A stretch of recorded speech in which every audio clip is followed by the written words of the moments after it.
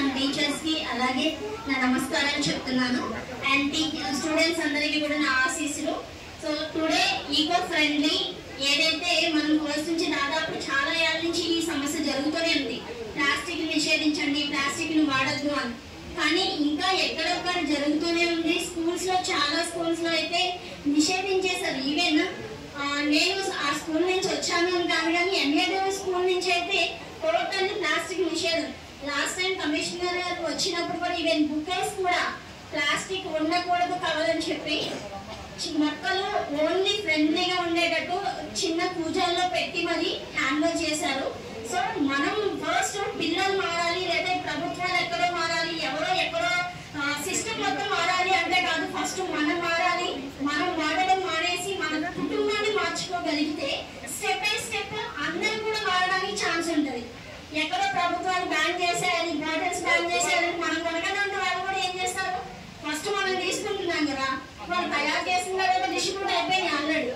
So permissions ఇచ్చేస్తున్నారు అని చాలా మంది సిస్టమ్ ని ఎక్కడో పాయింట్ అవుట్ చేస్తున్నారు.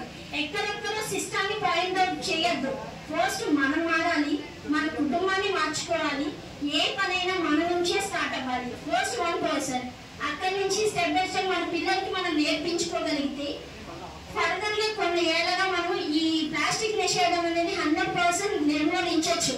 కానీ ఇంకా ఎక్కడో జరుగుతూనే ఉంది. ఎన్నో ఆవులు చనిపోతున్నాయి ఆ ప్లాస్టిక్ తిని. చాలా జాలేస్తుంది.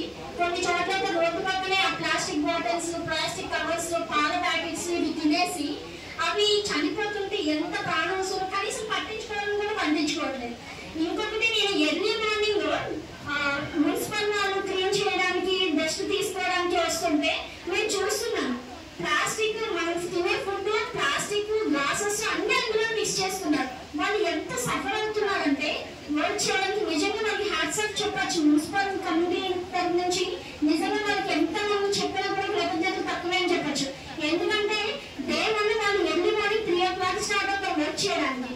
పాపం 11, 12 కూడా అయిపోతుంది, కానీ వాళ్ళ వర్క్ కంప్లీట్ అవ్వట్లేదు. బికాస్ ఆఫ్ రీజన్ మనం వాడే డస్ట్ ఏదైతే ఉందో ప్లాస్టిక్ అన్ని మిక్సింగ్ చేసి అందులో వేసేస్తున్నాం.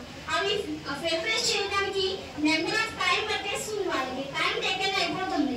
సో వాళ్ళకి కాస్త మనం శ్రమ తగ్గించాలి అంటే ఫస్ట్ మనం యూజ్ చేసే వస్తువులు కానీ ఏదైనా సపరేట్ గా చేసి కొంతవరకు ప్లాస్టిక్ నిషేధానికి ఏవైతే కారణాలు అయి ఉంటాయో, పర్యావరణంలో ఏవైతే కలిసిపోయి ఉంటాయో అవి మాత్రమే మనం వాడడానికి మనం ఫస్ట్ స్టెప్ వేయాలనేది నా ఆలోచన.